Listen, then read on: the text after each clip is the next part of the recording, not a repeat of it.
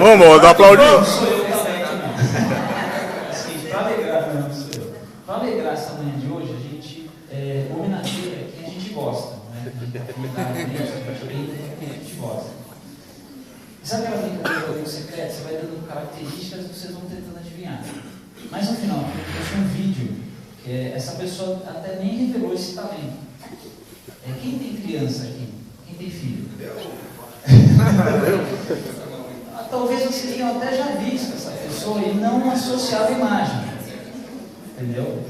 E ela, uma característica, ela trabalha no Orça.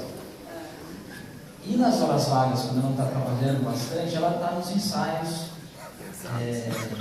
com bastante dedicação, então assim, a minha filha Luísa, 10 meses, ela fica encantada quando vê essa pessoa. E eu trouxe para homenageá-la. A gente até celebrar essa manhã. Tá? Quando vocês verem, a gente seja bom de quem eu estou falando. Bora lá pra frente para pode você. Não, mas na frente do corredor ali, o Mortella. Vai no corredor. Presta atenção.